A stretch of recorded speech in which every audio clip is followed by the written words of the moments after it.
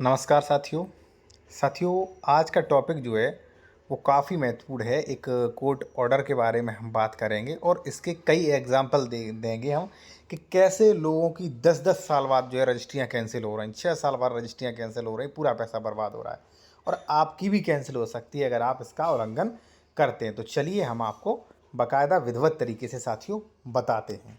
ठीक है, यहाँ पे देखिए आप देखिए मैं इसलिए मैं कॉन्टैक्ट नंबर इसमें दे देता हूँ अपना कि कई लोग हमारा कमेंट्स में मांगते हैं सर एडवाइस लेना है, कमेंट्स में मांगते हो तो एडवाइस लेना है तो भाई ये कॉन्टैक्ट नंबर दिया गया, इसका स्क्रीनशॉट ले लें, डायरेक्ट कॉल मत करें, व्हाट्सएप पे मैसेज पहले करें। ठीक है जी।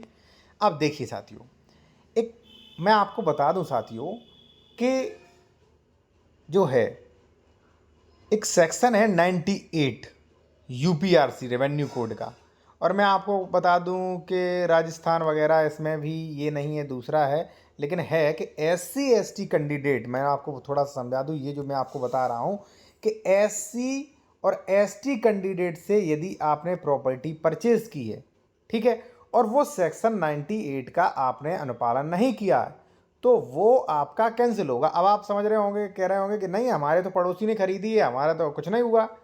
देखिए साथियों, जब भी आप इस पे कार्रवाई कर देगा, धारा 104 105 का नोटिस आ जाएगा। लगातार लोगों के नोटिस आ रहे हैं और जमीन राज्य सरकार में निहित हो रही है, 104 5 पढ़ेंगे मिल जाएगा आपको।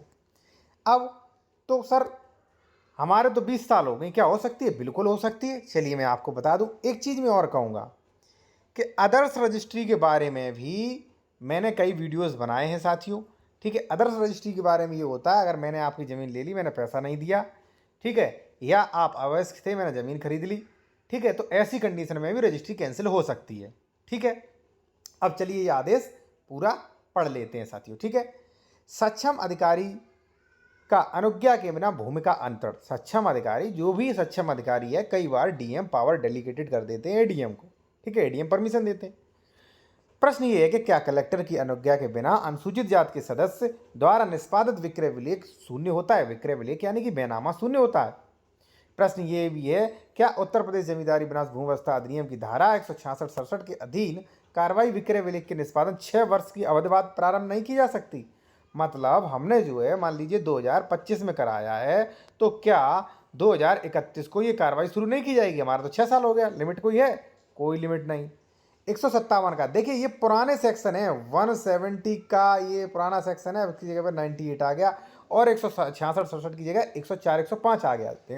ध्यान रखना जो नए एडवोकेट हैं, ठीक है ना। तो धारा 157 का के अंतर्गत सक्षम अधिकारी के अनुज्ञा के बिना निष्पादित विक्रय विलेख शून्य होगा। कैसा होगा? शून्य। कहीं कैंसिल कराने की आवश्यकता नहीं, शून्य आपका। अपेक्षित आदेश में कोई अवैधता नहीं पाई गई। न्यायिक निर्वचन, यदि अनुसूचित जाति के सदस्य द्वारा अनुसूचित जाति से भिन्न व्यक्ति के पक्ष में कलेक्टर की अनुज्ञा के बिना विक्रय विलेख निष्पादित किया जाता है तो वह शून्य होगा। इस प्रकार प्रावधान उत्तर प्रदेश राज्य संहिता के धारा 98 104 में दिया गया है। ये ऑर्डर है, आप चाहो उसका पीडीएफ ले सकते हो हमसे। ठीक है, अब चलिए मैं कुछ नियम और समझा देता हूं। अभी ये पूरा नहीं हुआ कि साहब बस ये तो होगी कि नहीं, एग्रीमेंट होगा कि नहीं, साहब इस पे भी नियम बता दो। चलिए मैं बता रहा हूं।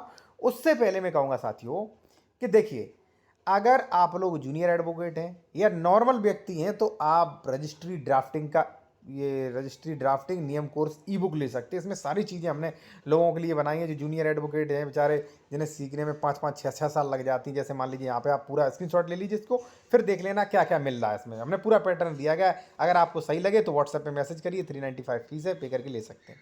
ठीक है, इसी प्रकार से हमने ड्राफ्टिंग का भी एक कोर्स बनाया है कि भाई जो एडवोकेट उन्हें परेशानी होती है, ड्राफ्टिंग प्लस नियम। जैसे मान लीजिए अभिलेख संशोधन पे मैंने लिखा है, तो पहले नियम होंगे कि अभिलेख संशोधन कब होगा कब नहीं, क्या इसके नियम, फिर ड्राफ्टिंग या संशोधन यानी प्रशासनिक, एफआईआर, जमानत, सेल एग्रीमेंट, तितिम्मा यहाँ पे ये, ठीक है ना। और यहाँ पे न्यायालय क्षेत्राधिकार, कोर्ट में दावा कैसे करें, ठीक है, सीआरपीसी 5, ठीक है ना, दाखिल खारिज रुकवाने, यहाँ पे पूरा आप स्क्रीनशॉट ले लीजिए इसका भी, ठीक है ना।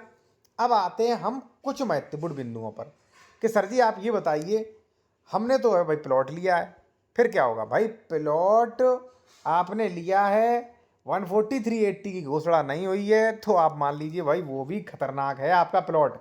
ये प्लॉट आपने लिया है, ठीक है, आपने रजिस्ट्री में दिखा दिया है आवासी, ठीक है ना, लेकिन उद्घोषणा नहीं हुई है सेक्शन 143 की 80 की, तो फिर तो ये बिल्कुल इलीगल है, बिल्कुल इलीगल है ऐसा प्लॉट।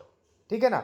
अब भाई कि सर रजिस्ट्री कैसे होगी? रजिस्ट्री तो कुछ भी हो जाएगा। अब कि सर हम तो वसीयत कराएंगे। वसीयत कराओगे, नियम नंबर 107 पढ़ लीजिए आप, सेक्शन सेक्शन 107 आप पढ़ लीजिए, क्या लिखा है उसमें। उसमें ये लिखा है वसीयत नहीं करा सकते। कि सर हम तो दान करवा लेंगे, दान भी नहीं करवा सकते आप। कि सर हम तो उस पर बंधक ले लेंगे, बंधक भी नहीं ले सकते हो। अरे रिस्ट्रिक्शन लगे हैं भाई। जब आप 98 पढ़ेंगे, 98 में भी लिखा है भाई, ठीक है ना, कि आप कब नहीं, ठीक है ना, उसके लिए परमिशन लेनी पड़ेगी, परमिशन के कुछ नियम है, ठीक है ना। तो चलिए ये मैंने टॉपिक पूरा किया। और देखिए साथियों, कुछ लोग जो है बेहतर वकालत सीखना चाहते हैं, हमारे जो है कई लोग परेशान रहते हैं कि सर हमें कहीं अच्छी जानकारी नहीं मिलती, तो आप आ जाइए इस चैनल पर। इस चैनल पर अभी जाके ज्वाइन कर लीजिए 299 वाला। मिलेगा क्या, इसमें हम सारी चीज़ें आपको सिखाते हैं, ठीक है। जैसे मान लीजिए फॉर्म, जमानत का फॉर्म, दाखिल का अर्ज का फॉर्म, और जो भी मान लीजिए बहुत अच्छी आपको एक तरीके क्लासेस बारे में क्लासेस से मिलेंगी, ठीक है ना। आप वो सीखेंगे जिसमें आपको 10 साल लग जाते हैं।